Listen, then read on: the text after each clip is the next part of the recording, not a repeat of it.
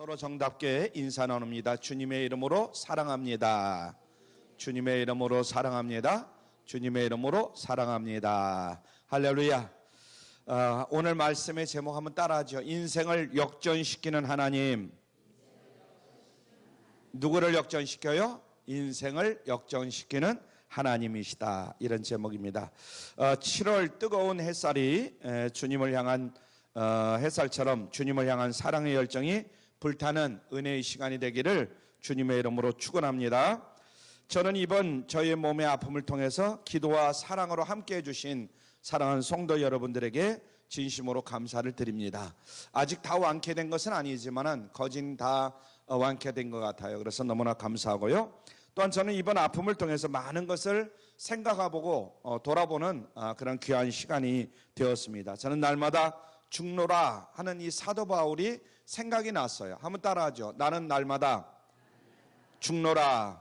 사도 바울이 그런 고백을 했잖아요. 그래서 사도 바울의 고백이 생각이 나더라고요. 그는 하나님의 사명을 위해서 날마다 목숨을 걸었는데 저는 치료를 위해서 목을 메고 있는 모습이 좀 하나님 앞에 부끄러웠다. 이렇게 고백하지 않을 수가 없습니다. 그러나 이번 아픔을 통해서 지난 시간을 뒤돌아보면서 하나님 앞에 어떻게 이 맡겨주신 사역을 바르게 이끌어갈 것인가 이 정리하는 굉장히 소중한 시간도 또한 되었다. 이렇게 고백하지 않을 수가 없습니다. 그래서 정신없이 앞으로만 달려온 저를 눕히셔서 위를 보게 하시는 축복의 자리였다. 이렇게 또 고백을 할 수밖에 없습니다. 저뿐만 아니라 주변의 많은 분들이 정말 안타까운 모습으로 고통의 늪 속에서 힘들어하는 그런 삶의 모습을 또 봅니다. 어찌 육신의 질병으로 인한 고통뿐일까 이런 생각을 해보면서 오늘 이 자리에 계신 사랑하는 성도 여러분 가운데에 문제가 없는 사람은 한 사람도 없다.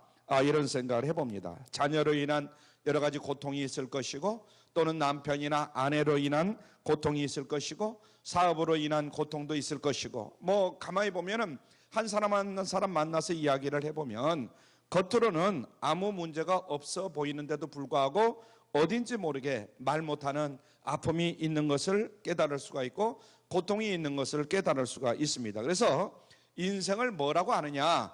고해다 이런 이야기를 합니다. 한번 따라할까요? 고해. 그래서 인생을 뭐라고 하느냐? 고해다 이런 말을 합니다. 그렇다고 인생이 언제나 이 고해로 또 아니면 고통으로 점철되어 있는 것은 결코 아니다. 그 고통 가운데서도 순간순간 하나님이 주시는 기쁨이 있는 줄로 믿습니다. 아멘. 늘 고해 같으면 어떻게 돼요? 그래 하나님이 주시는 기쁨이 그때그때마다 있다. 그래서 오늘보다 내일이 더 좋아질 것이다 하는 내일에 대한 기대와 소망이 우리에게는 있다. 이런 얘기입니다. 만약에 이런 소망마저 끊어져 버린다면 그 인생은 참으로 불행할 수밖에 없다. 지금 같은 이런 시간만 만약에 나에게 주어진다면 앞으로 더 살아야 무슨 영화를 누리겠느냐 이런 생각이 들 거예요. 그러나 오늘 이 시간 나에게 주는 어떤 고통보다도 내일 하나님께서 나에게 주신 나름대로의 어떤 행복이 있을 것이다. 이런 기대감이 있는 거지요. 그래서 그런 희망이 있기 때문에 오늘의 고통과 오늘의 아픔을 우리가 이겨낼 수가 있는 것입니다. 그래서 에릭 프롬이라는 심리학자는 그런 이야기를 했어요. 인간은 희망을 먹고 사는 존재다. 이런 이야기를 했습니다. 한번 따라할까요? 인간은 희망을 먹고 사는 존재다. 인간은 뭘 먹고 살아요? 희망을 먹고 사는 존재다. 이런 이야기입니다. 그래서 희망이 있기 때문에 여러분에게도 저에게도 희망이라는 것이 있기 때문에 환난과 역경의 터널을 묵묵히 오늘도 걸어가는 줄로 믿습니다. 아멘. 나에게는 희망이 있어요. 한번 따라하죠. 나에게는 희망이 있다. 우리 한번 이렇게 고백해 보시길 바랍니다. 조엘 오스틴 목사님이 강조한 이야기인데요. 믿음으로 사는 나는 잘 될 것이다. 같이 한번 고백해 볼까요? 시작. 믿음으로 사는 나는 잘 될 것이다. 믿으십니까? 믿음으로 여러분들이 살죠. 그러면 반드시 여러분은 잘 될 줄로 믿습니다. 믿음으로 사는 나는 잘 될 것이다. 그렇습니다. 여러분 오늘보다도 내일이 잘 될 것이다. 이런 믿음으로 우리가 오늘을 살아야 될 줄로 믿습니다. 아멘. 오늘 내 삶의 자리가 폭풍우를 몰아치는 바닷속에 있다 할지라도 타이타닉 알죠? 여러분 타이타닉 영화 보셨을 겁니다. 이 타이타닉처럼 기울어져가는 그런 침몰의 위기 속에 있을지라도 결코 우리는 좌절하거나 포기하지 않을 수가 있다, 이런 얘기입니다. 그럼 그 이유가 뭐냐? 포기하지 않냐고 좌절하지 않는 그 이유가 뭐냐? 우리 인생의 위기 가운데 찾아오셔서 나를 붙잡아 주시고 위로해 주시고 이렇게 해주시는 하나님의 손길이 우리에게는 있다, 이것을 확실히 믿기 때문인 줄로 믿습니다. 아멘. 지금 보면 누구나 보면 타이타닉호처럼 침몰하는 위기 속에 있어요. 그러나 하나님께서 그 침몰에 가는 위기 속에서도 나를 건져주시고 나를 위로해 주신다, 이런 확신이 있다, 이런 얘기입니다. 그러므로 하나님은 우리 인생을 새롭게 역전시켜 주시기를 늘 원하시는 하나님이시다 하는 것을 우리가 늘 기억하고 또 믿으면서 살아야 될 줄로 믿습니다. 잡초 같은 인생, 모질고 버림받은 인생 가운데 찾아오셔서 멋지게 변화시켜 주시는 분이 누구냐? 바로 우리 하나님이시다, 이런 이야기입니다. 저는 운동 중에 야구 경기를 굉장히 좋아해요. 그래서 이 목회를 하기 전에 평신도로 있을 때 그때는 야구장을 가끔씩 찾아갔었습니다. 특별히 지금은 뭐 이제 목회를 하면서부터, 그때는 뭐 교회를 다니면서부터는 사실은 목회 야구장 가기가 좀 굉장히 힘들었지만은 그 중에는 가끔 갔어요. 그 야구를 보면서 그런 생각을 해봅니다. 야구에는 의외의 상황이 많이 발생하는 것을 봅니다. 그래서 야구는 9회 말을 잘 견뎌야 된다. 9회 말까지 가는 거예요. 그래서 9회 말, 특히 이제 어디에 있는 그 고등학교는 9회 말까지 가봐야 알아. 그래서 9회 말이 끝난 것이지 그 끝나기 전까지는 끝난 게 아니에요. 그래서 9회 말 2스트라이크 3볼에서 역전 투수가 나오는 거예요. 그러면 이제 홈런을 치고 그럼 막 그냥 박수가 나오고 그냥 막 뭘 터트리고 뭐 하고 난리가 나는 거죠. 여러분들도 아마 그런 기분이 아마 젖을 때가 있었을 겁니다. 하나님은 우리 인생 가운데 이렇게 역전 홈런을 날려주시는 하나님이시다 하는 것을 깨달을 수 있길 바랍니다. 아멘. 우리 인생 가운데 찾아오셔서 역전 홈런을 일으켜주시는 하나님, 언제나 손에 땀을 쥐게 하는 긴장과 두려움 속에서 우리를 홀로 남겨두지를 않습니다. 하나님은 지금도 내 인생에 홈런포를 쏘아 올리려고 준비하고 계시는 하나님이시다 하는 것을 우리가 깨달아야 됩니다. 그러므로 우리는 하나님이 내 인생을 어떻게 마무리할 것이냐, 어떻게 이끌어갈 것이냐, 여기에 대해서 기대를 하고 또 환호를 하고 즐거워하면서 하루하루를 살아가는 것이죠.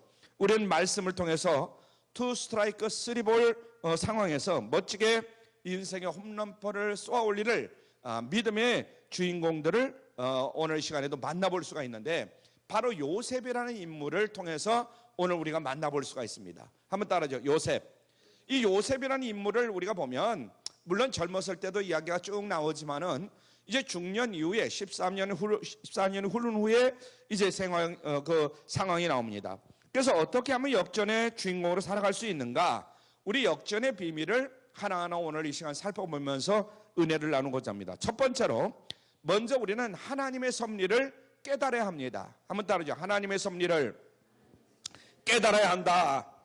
하나님의 섭리, 좀 어려운 그런 용어일 수도 있어요.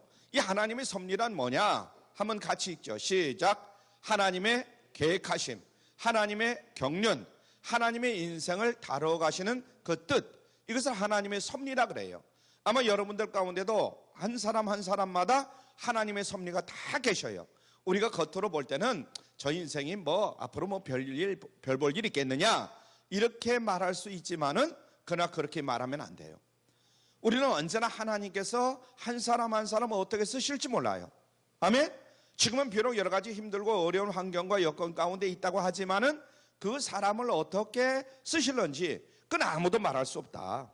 그래서 하나님의 어려운다는데 쉽게 말하면 하나님의 계획하심, 하나님의 경륜, 하나님의 인생을 다루어 가시는 그 뜻, 이것이 바로 하나님의 섭리다 이거예요. 그래서 하나님은 이 땅에 존재하는 모든 사람을 향한 놀라운 계획을 가지고 계신다 하는 것을 먼저 깨달을 수 있기를 바랍니다. 아멘.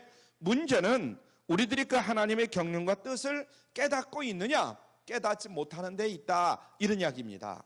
문제는 뭐냐? 내가 그것을 깨닫지를 못하는 거예요. 하나님은 나를 통해서 이루시고자 하는 경륜을 가지고 계신데 우리가 그것을 깨닫지 못해. 그래서 즉각 저 사람은 이제 끝났어, 저 사람은 이제 망했어, 저 사람은 이제 틀렸어, 이런 생각을 할 때가 많습니다.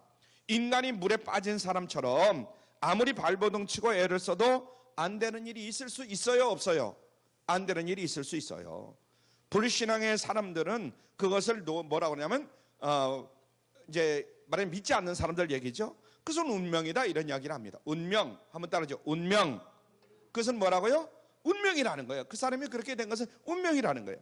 그러나 하나님을 믿는 우리는 그 모든 과정을 뭐라고 하느냐? 하나님의 섭리다, 이렇게 말하는 거예요. 한번 따라하죠. 하나님의 섭리. 하나님의 섭리는 신비로움 가운데 있어요. 그 사람이 물론 운명, 믿지 않는 사람도 그렇게 생각할 수 있겠지만은 그건 잘못된 거다. 하나님의 섭리, 그 속에는 정말 신비로움이 있어요. 우리의 생각과 우리의 이성을 전혀 확 바꿔버리는 경우가 많이 있습니다. 이것이 하나님의 섭리예요.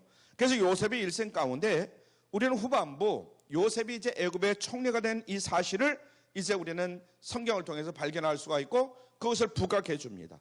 그런 실상은 요셉의 삶의 과정을 보면 이해하기 힘든 부분이 너무나 많이 나옵니다. 불신자의 입장에서 보면 하나님이 사랑하고 함께하는 사람이라면 굳이 13년 동안 그렇게 뺑뺑이를 돌릴 이유가 뭐 있는가? 요셉의 운명을 여러분들이 가만히 생각해 보세요. 성경을 보면서 야, 요셉, 아니 왜 이렇게 고생을 시킬까? 이런 생각을 아마 여러분들이 가질 거예요. 결국 요셉이 성공한 것은 자기가 타고난 하나님의 운명이다, 이렇게 말할 수가 있습니다. 그러나 하나님을 믿는 우리는 그의 모든 삶의 역경 속에서 하나님이 어떻게 역사하시고 어떻게 개입하셨는가, 이것을 성경을 통해서 알 수가 있는 거죠. 즉 하나님의 섭리 가운데 모든 일이 이루어진 것이다, 이렇게 볼 수가 있겠습니다. 오늘 본문을 보면 요셉이 흉년이 들어서 곡식을 사러 온 형들과 이제 대면합니다. 그러면서 자기 자신을 드러내는 거예요. 지금까지 자기 자신의 정체를 형들 앞에 숨겨온 그가 마침내 자기 형들에게 자기 자신의 이제 그 위치를 드러내는 겁니다. 오늘 본문 한번 볼까요? 자, 창세기 45장 4절로 5절 말씀을 같이 읽습니다. 시작. 요셉이 형들에게 이르되 내게로 가까이 오소서. 그들이 가까이 가니 가로되 나는 당신들의 아우 요셉이니 당신들의 애굽의 판자라. 당신들이 나를 이곳에 팔았으므로 근심하지 마소서, 한탄하지 마소서. 하나님의 생명을 구원하시려고 나라를 당신들 앞서 보내셨나이다. 아멘. 요셉은 형들에 대한 미움의 감정을 가지고 있을까요? 안 가지고 있을까요? 가지고 있죠. 사람인데. 그런데 그것을 드러내지 않는 거예요. 형들이 자기 자신을 인신매매한 것이 바로 하나님의 섭리다 하는 것을 고백합니다. 자신을 판 것은 형들이 아니라 이 위기 가운데 가족을 구원하시기 위한 하나님의 놀라운 섭리가 거기에 있었던 것이다.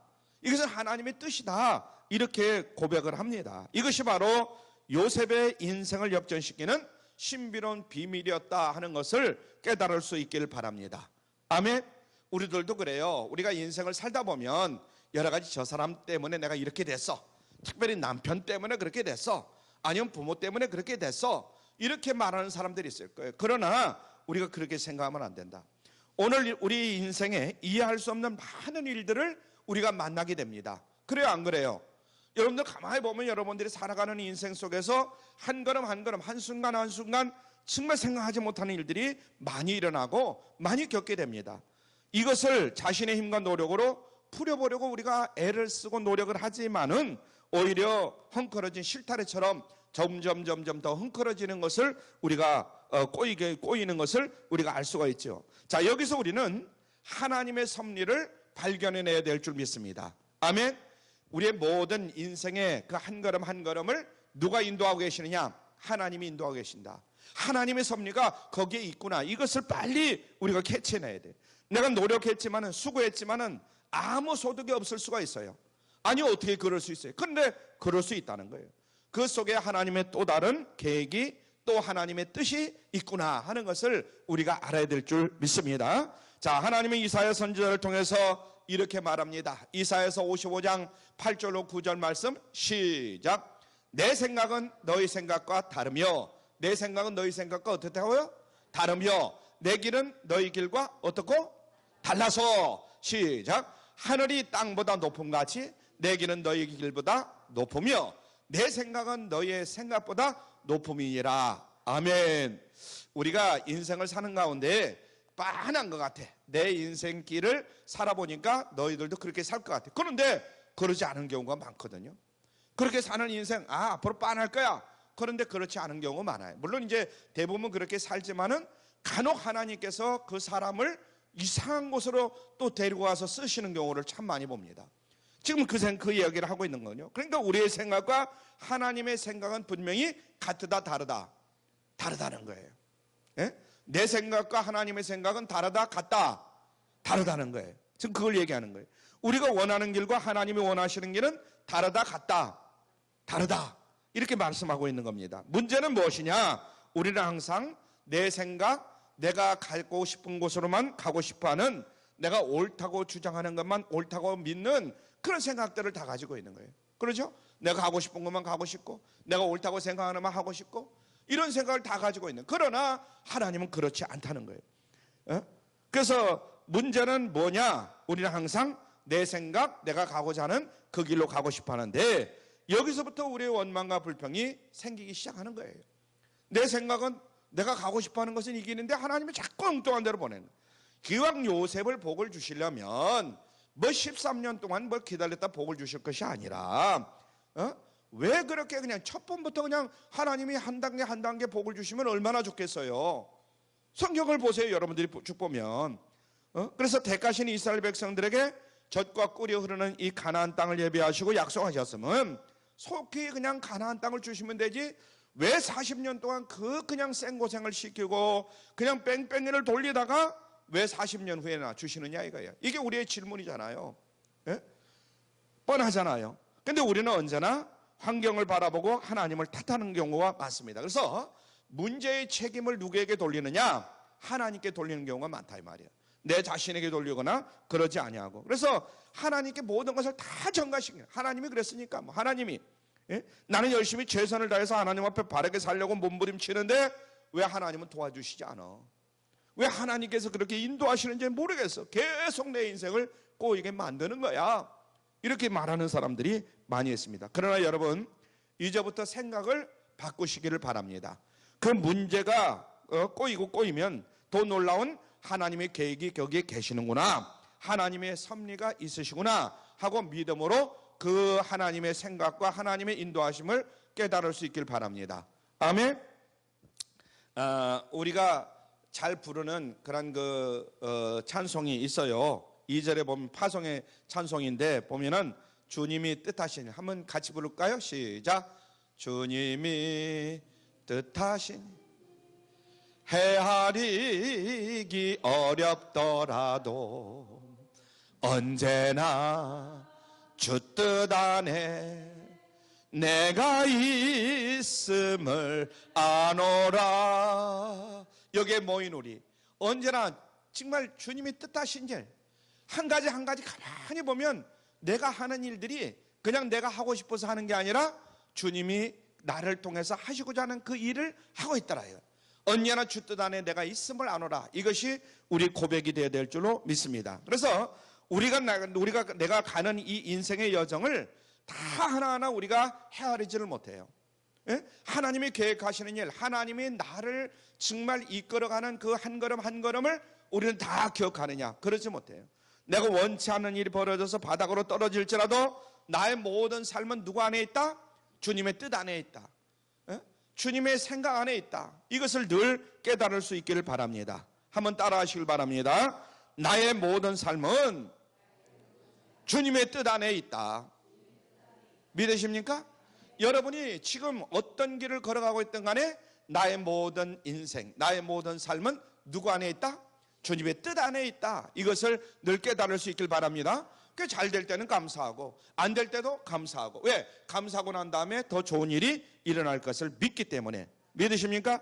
이것이 바로 우리 인생의 역경을 순경으로 바꾸는 지혜요 또한 비밀이다, 이런 생각을 갖습니다. 그래서 내 입장에서 내 뜻대로 해석하면 모든 문제는 잘 풀리지를 않는다 하는 것을 깨달아야만 됩니다. 그래서 하나님의 관점에서 다시 한번 돌아서 생각해 보면 의외로 모든 문제는 쉽게 풀려나가더라. 그래서 하나님의 섭리를 깨달으면 놀라운 역사가 내 자신에게서 내 모든 삶 가운데서 일어나더라.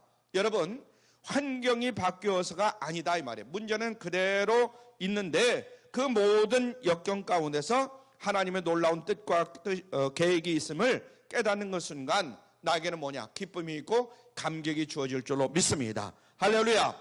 내 삶의 가치와 태도가 변하게 되더라. 그런 이야기입니다. 우리의 신앙 성숙은 바로 하나님의 마음속으로 내가 들어가는 것이다. 이렇게 말할 수가 있어요. 좀 어려울까요? 그래서 우리의 신앙 성숙은 바로 하나님의 마음속으로 내가 들어가는 것이다. 주님의 마음속으로 내가 들어가는 것이다.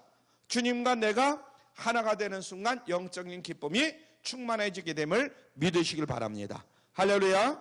하나님은 우리의 삶 속으로 들어오시기 위해서 하늘 보좌를 버리시고 성육신하신 하나님이시다 하는 것을 깨달아야 됩니다. 그래서 우리 가운데 찾아오신 주님의 마음속으로 들어가는 것이 여러분과 저 이 성도의 축복이다 이렇게 말할 수가 있습니다. 주님과 내가 하나로 합일되는 순간 놀라운 은혜와 평강이 우리에게 임하게 됨을 깨달을 수 있기를 바랍니다.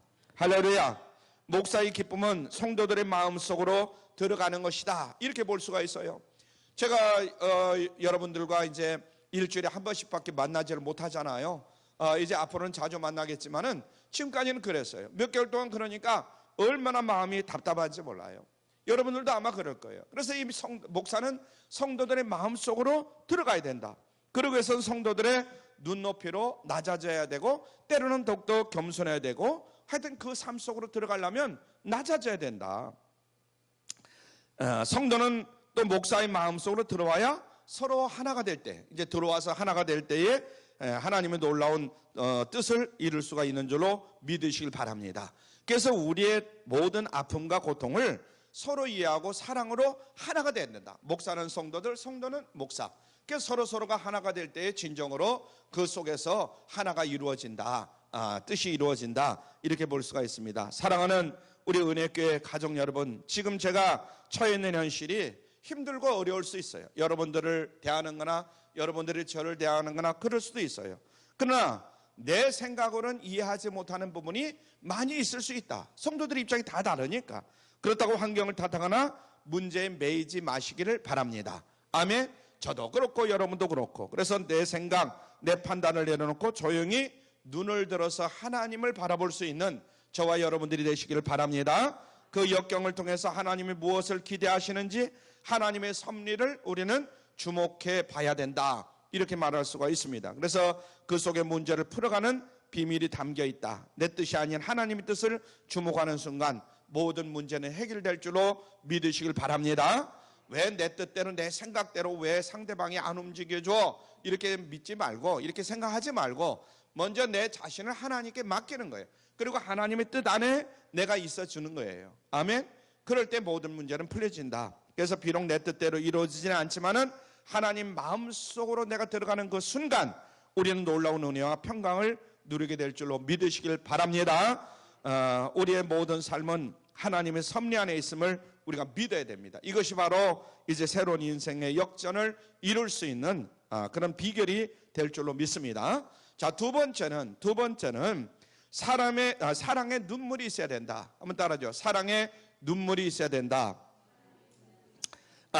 남을 용서하지 못하고 사랑하지 못하는 자는 결코 인생의 행복을 누릴 수가 없어요. 우리 주변에 가만히 보세요. 결코 인생의 행복을 누릴 수가 없습니다. 그런 사람은. 요셉은 자기 자신의 모든 삶이 하나님의 섭리 안에 놓여 있다 하는 것을 믿었습니다. 그리고 용서와 사랑의 삶을 이제 살기 시작하는 거예요. 그걸 살았어요. 본인도 그렇고. 인간의 입장에서 보면 형들을 용서하는 것은 쉬울까요? 쉽지 않을까요? 쉽지 않죠. 형들을 용서한다고 볼 때 인간의 입장에서는 남이 아닌 형들이 동생을 죽이려 했어요. 다른 사람도 아니고 동생을 죽이려 했어. 그리고 자기 자신을 이방 땅의 노예로 팔아먹는 거예요. 누군데? 동생인데. 하여튼 배가 다르든 배가 어떻든 간에 동생이잖아요. 그런데 자기를 이방 땅에 팔아먹으려고 하는 거예요. 만약 요셉이 애굽에서의 13년 동안 형들에 대한 복수심을 불태웠다면 그 인생은 어떻게 됐을까? 한번 생각해 보세요. 여러분들도 아마 누구에 대한 복수심이 있을 거예요. 그럼 한번 오늘 이 시간 다시 한번 우리가 한번 짚고 넘어가야 된다. 요셉처럼. 그래서 하나님의 섭리를 이 사람은 깨닫지 못했을 거예요. 막 복수만 하려고 했다면 하나님의 섭리를 자기 자신의 인생을 비관하면서 복수의 칼을 팍팍 갈았을 거예요. 언제 한번 보자. 너희들 만나기만 해봐라. 그 결과는 너무나 뻔한 그런 결과입니다.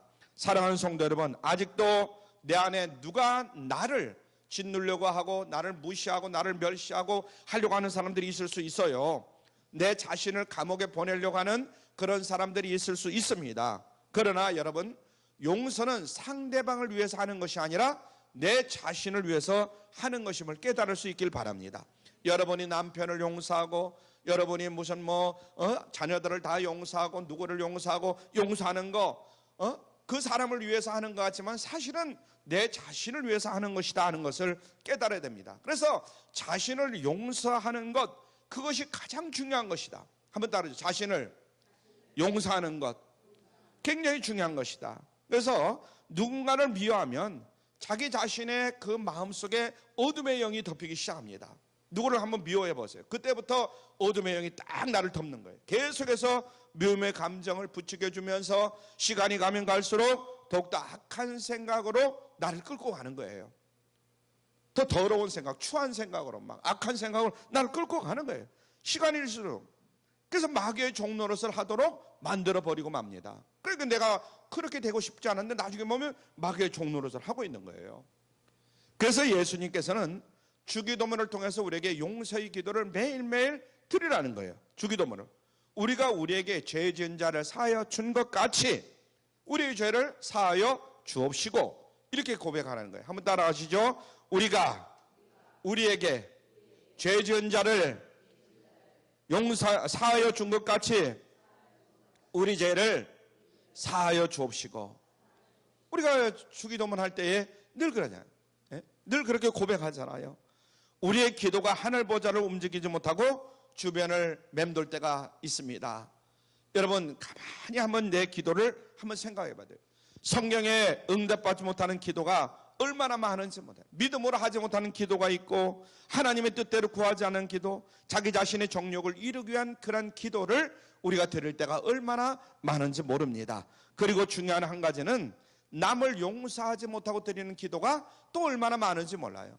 남을 먼저 우리가 용서하고 그리고 드려야 되는데, 기도를 드려야 되는데 기도를 다른 사람을 미워하고 막 뭐하고 그러면서 드리는 기도가 많아요. 내가 아직 미움을 가지고 주님 앞에 나왔다면 지금 이 시간 예수 그리스도의 이름으로 그 사람을 용서하는 것을 여러분들이 선포하시길 바랍니다. 아멘. 먼저 용서해 줘야 돼요. 그 사람의 모든 죄를. 주님이 나를 무조건적으로 용서하신 것처럼 내가 먼저 주님의 사랑으로 그 사람을 용서하고 또 다가가시기를 주님의 이름으로 부탁을 드립니다. 내 자존심, 이기적인 생각을 내려놓으시길 바랍니다. 아멘. 그것이 결국은 우리 모두를 승리로 인도하는 비결이다, 이렇게 말할 수가 있습니다. 요셉은 자기를 팔아먹은 형들을 본 것이 아니라 형들을 만나게 하신 하나님의 은혜를 먼저 생각한 거예요. 놀라운 일입니다. 우리는 그렇지 않잖아요. 그 사람을 보잖아요. 나를 팔아먹고 나를 다른 사람에게 막 그냥 욕을 먹이고 뭐 이런 사람을 먼저 바라보잖아요. 그런데 그렇지 않아서 하나님의 뜻을, 하나님을 먼저 생각을 했다, 이런 얘기입니다. 그래서 요셉은 자기를 팔아먹은 형들을 먼저 본 것이 아니라 형들을 만나게 하신 하나님의 은혜를 생각한 것이다. 그래서 자신을 노예로 판 형들을 통해서 역사하신 하나님의 섭리를 볼 줄 아는 요셉 같은 여러분들이 다 되기를 주님의 이름으로 부탁을 드립니다. 아멘. 그래서 너무나 감격한 나머지 대성통곡하고 막 웁니다. 형들 앞에서 막 울어요. 이것은 억울해서 우는 것이 아니에요. 자기 자신의 신세를 한탄해서 울어가는 그 울음도 아닙니다. 여기까지 인도하신 하나님의 은혜에 대해서, 섭리에 대해서 감격하면서 우는 눈물인 줄로 믿습니다. 아멘. 이렇게 힘들고 어려운 환경과 여건이 있었지만 하나님이 나를 여기까지 이렇게 인도하셨다, 이 기쁨의 눈물이다 이거예요. 그래서 지난 모든 시간들을 용서와 사랑이라는 용광로를 통해 가지고 형들과 하나가 되게 하는 눈물의, 감사의 눈물의 기도였다, 이렇게 말할 수가 있겠습니다. 사랑하는 성도 여러분, 지금 여러분의 가슴을 무엇으로 채워가고 있습니까? 용서와 사랑으로 채워가고 있습니까? 아니면 미움과 질투로 채워가고 있습니까? 그렇지는 않겠지만 어떤 사람들은 미움과 질투로 채워가는 사람들이 있어요. 용서와 사랑으로 변화되기를 주님의 이름으로 축원합니다. 아멘. 내 가슴에 용서와 사랑의 눈물이 흐를 때에 그 속에 우리의 모든 과거의 아픔과 상처, 이 모든 것들이 치유됨을 믿으시기를 바랍니다. 아멘. 아직 부모님을 용서하지 못한 분이 계실 줄 믿어요. 그런 분들이 있어요. 그냥 부모님에 대해서 용서하지 못하고 이해하지 못하고 사랑으로 덮어주지 못하는 그런 사람들이 있어요. 내 형제와 자매를 용서하지 못한 그런 사람들이 있어요. 성도와 성도 간에 서로서로 미워하는 그런 분들이 있어요. 여러분, 오늘 이 시간 그 모든 미움의 감정을 예수 그리스도의 이름으로 다 용서하시길 바랍니다. 할렐루야. 그리고 사랑으로 덮어주시길 바랍니다. 아멘. 진정한 용서와 사랑만이 우리의 인생을 행복으로 채워주는 그런 놀라운 역사를 일으킨다. 그래서 우리 인생을 새롭게 역전시키는 비결은 바로 사랑으로 덮어주는 거예요. 용서하는 거예요. 자, 세 번째는 하나님이 주신 사명을 붙잡아야 한다. 한번 따라하죠. 하나님이 주신 사명을 붙잡아야 한다. 자, 7절로 8절 말씀을 봅니다. 7절로 8절 말씀 시작. 하나님이 큰 권으로 당신들의 생명을 보존하고 당신들의 후손을 세상에 두시려고 나를 당신들 앞서 보내셨나니 그런즉 나를 이리로 보낸 자는 당신들이 아니요 하나님이시라. 하나님이 나로 바로의 아비로 삼으시며 그 온 집의 주로 삼으시며 애굽 온 땅의 치리자를 삼으셨나이다. 아멘. 자, 요셉은 하나님의 섭리를 깨닫고 형제들을 진심으로 용서했어요, 용서하지 않았어요? 용서하는 거예요. 그리고 하나님이 자기 자신에게 주신 사명을 깨달았노라 이렇게 고백합니다. 자신을 판 것은 하나님께서 이제 애굽의 총리로 세우시고 가족을 구원하시기 위한 하나님의 놀라운 사명이 거기에 있었구나 하는 것을 이 요셉은 생각을 한 겁니다. 이것이 바로 요셉의 위대한 그런 위대함이라 이렇게 볼 수가 있겠습니다. 하나님의 신실한 일꾼들은 어떤 상황 가운데서도 하나님이 주신 사명을 붙잡을 수 있기를 주님의 이름으로 부탁을 드립니다. 아멘. 이게 하나님이 주신 사명이구나.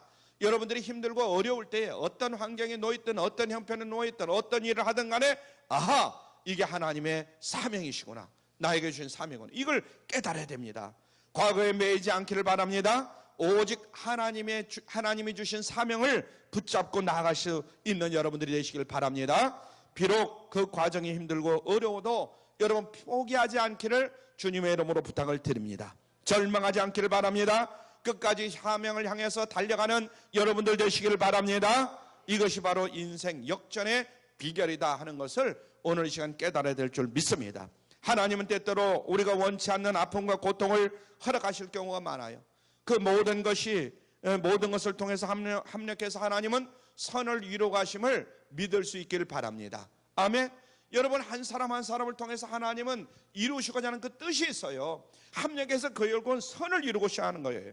그래서 오직 내 안에 아픔이 있고 고통이 있다는 것은 하나님의 사랑이 내 안에 머물고 있기 때문이다 하는 것을 여러분들이 증거로 삼을 수 있기를 바랍니다. 왜 있니? 그런 것이 있죠. 왜 접니까? 여러분 원망하지 마시고 겸손히 하나님의 섭리를 바라보시기를 바랍니다. 여러분들 가운데 그럴 수 있어요. 왜 접니까? 왜 하필 제가 또 이렇게 고생을 해야 됩니까? 왜 제가 희생을 해야 됩니까? 이런 분들이 있어요. 그러나 모든 것은 하나님의 뜻이다. 겸손히 하나님의 섭리를 바라볼 수 있는 여러분들 되시길 바랍니다. 그리고 과거의 아픈 상처의 기억에 매여 있지 마시고 십자가의 사랑으로 용서하시기를 주님의 이름으로 부탁을 드립니다. 용서를 선포하는 거예요. 그리고 내게 주신 하나님의 사명임을 딱 붙잡는 거예요. 하나님은 9회 말 역전 홈런포를 쏘올린 여러분들이 되시기를 기대하고 계심을 믿으시길 바랍니다. 야곱은 죽기 전에 요셉에게 이렇게 축복합니다. 볼까요? 욥기서 창세기 49장 22절입니다. 시작. 요셉은 무성한 가지 곧 샘 곁에 무성한 가지라. 그 가지가 담을 넘었도다. 할렐루야. 여러분의 사랑, 여러분의 용서함이라든가 이 모든 것들이 그 담을 넘을 수 있기를 바랍니다. 아멘. 여러분이 바로 요셉처럼 샘 곁에 무성한 가지가 되시기를 다시 한번 주님의 이름으로 축복합니다. 그 축복이 내 안에 머무는 것이 아니라 담을 넘어서 생명을 살리고 세상을 구원하는 축복의 통로가 되기를 주님의 이름으로 축원합니다. 오늘도 우리에게 다가오셔서 우리의 인생을 역전시키는 하나님의 은혜를 누리시는 복된 삶이 되기를 주님의 이름으로 축원합니다. 기도합니다. 사랑이 많은